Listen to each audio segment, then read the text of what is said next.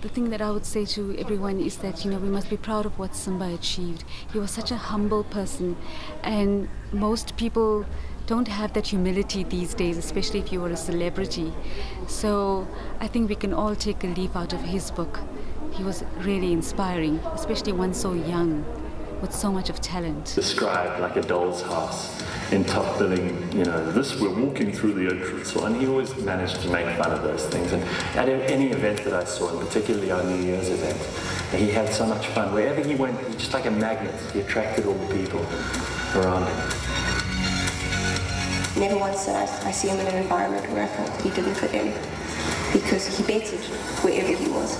He was the environment's equal. It was always a pleasure to watch him. Simba was one of those very rare people that was born to be in broadcasting. From the beginning stages, at his auditions, already the camera people, the sound people, the producers, they all saw that Simba was indeed going to win the competition. When he came to work, when he was on set, he didn't put on any kind of pretenses. He had no airs and graces about him. He was disciplined, he was dedicated, and he absolutely loved what he did. Simba Mhere was a pleasure to work with. I like chocolate. And you got my chocolate, then you got your chocolate, then you got it. You got it.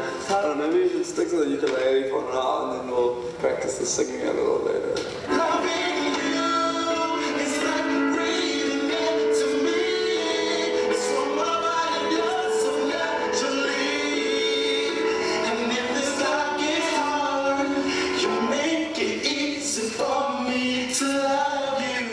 Simba was, he was such a tall person, and you couldn't miss him in a room.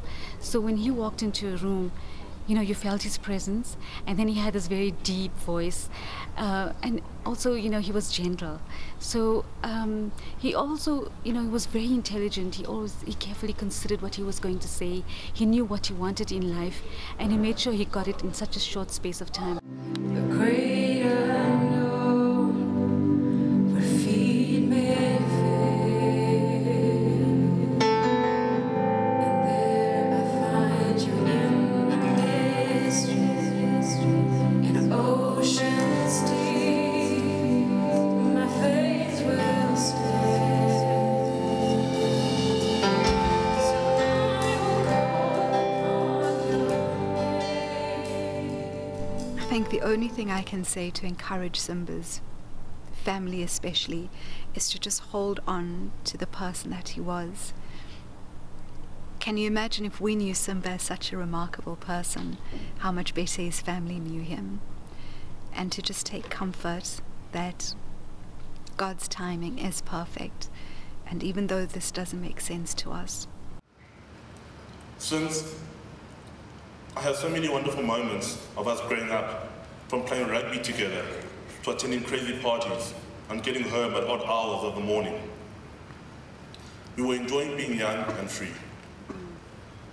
When I saw you on Tuesday,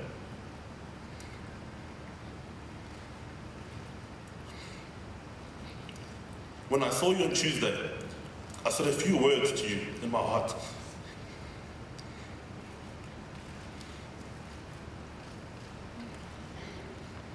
I hope you heard them.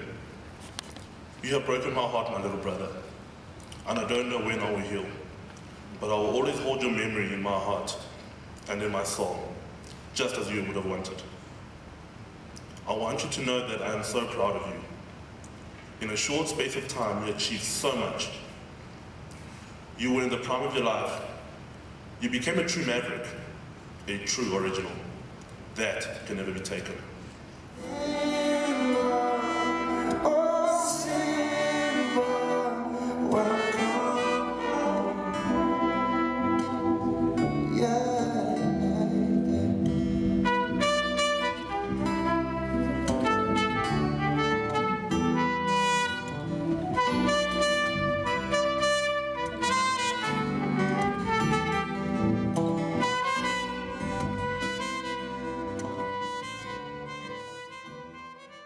style was never ballroom, Latin American, or hip-hop. It was Simba's style. Even when there wasn't a tune on, he danced to the song of life, especially when good company presented itself. You guys have been absolutely awesome today. Thank you so much for your time. Thanks, Simba. I just want to find out, are any of you single? There are moments when you realize that Simba is a youngster, and whether it's breaking into uncontrollable twerking or rapping or I wish I'd filmed some of the dance moves he was putting out that last weekend that we were together, because that was priceless. But when it came to the ladies, that's when Simba showed his age. He was like a little college student. They made him very shy and very nervous, and he would go crazy for the ladies. You know, and that's the only time he used to show his age and to step in and be the big brother and calm him down, which was impossible because I was just as bad. I am such a lucky man right now. Not only am I in one of the most picturesque places in Africa, but I've just happened to stumble upon a photo shoot with 3 gorgeous models. I love my job. About Simba and Katie, it's just sad to lose young talent when it's at its peak and when more than a country has gotten to fall in love with those people, you know. The future's so bright, taken away so early, but everything for a reason, you know. It's never easy to understand, but I believe that he went with his best friend, they're together, and the journey will be as simple for them as it was here on Earth, you know. I was at Power FM, we were doing a workshop, and I had my phone on silent. Ordinarily, I would switch my phone off, but I had my phone on silent, and my friend at 5FM, Sureshni Ryder, phoned me, and I kept rejecting the call. And then eventually it dawned on me that Sureshni wouldn't be phoning me on a Saturday while she's on air if something wasn't the matter. So I sent her a text saying, "I'm sorry I can't take a call. Is everything okay?" And she sent me back a text telling me that Simba had passed away. And of course, I had to leave the workshop. I saw Facebook at 9 o'clock where one of our friends we used to play rugby with as well, Wesley, put a status, "Does anyone know what happened to Simba?" And from there it just went viral. I phoned everyone, Googled everything possible, only to find out that his dad and manager did announce that he actually did pass away. It was devastating because actually the night before that I was thinking about him because I proposed to my fiance at Monte Casino, where I actually introduced them to each other as well, and I wanted to do something with him for the wedding that I'm planning to have this year. So it was, yeah, very devastated in terms of that, and yeah, just an amazing person from rugby, from school to university to everything. He's just an amazing person. I was at home when I got the phone call. It was my head of entertainment that called me to tell me that Simba had passed away in an accident. And I was extremely shocked, and I didn't want to believe it because, you know, how does that happen to somebody so young? And yeah, I think the initial reaction is that it's denial, you know, I could not believe it. But, you know, we verified it and it was true. This is what I think of when I think of Simba. I want to be a mighty king. So my enemies beware, I'm working on my road. Like, for me, that's all. He always wanted to be the best. He always wanted to be the one. He always wanted to be the best that Simba could be. And that's I think that was his secret. He always wanted to be better than he was the day before. You know? And one thing about him is that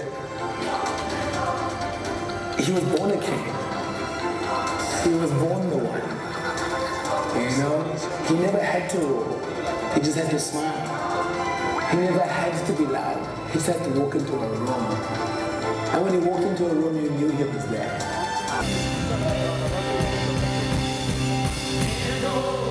I'm running to your arms, I'm running to your arms. The riches of your love will always be enough.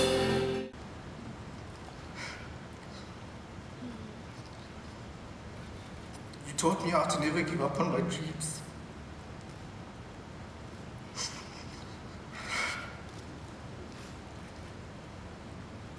You always showed me how to remain humble and never forget where I came from, where you came from. You always had time for us, no matter how busy you were. You would call or send an SMS. You never forgot us, and we will never forget you. Above all, you showed us how to be a family man. Sims loved his mom, his dad, and his sister Val unconditionally. V, you are the apple of his eyes. He never wanted you to lack anything in life. In closing, Uncle Joseph, Auntie Angie, and Val, I leave you with this. Isaiah 41:10. Don't be afraid, for I am with you. Do not be dismayed, for I am your God. I will strengthen you. I will help you. I will uphold you with my victorious right hand. To Sims, my brother, your legacy and memory will forever live.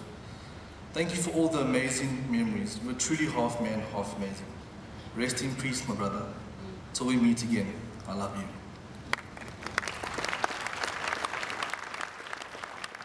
Lala Ngokolo, Simba. You'll stay in our hearts. Lala Nkolo, Simba, my friend.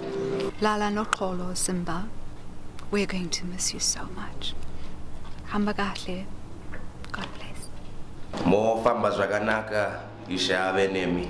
Kwakanaka kwamuri kuenda. Much love.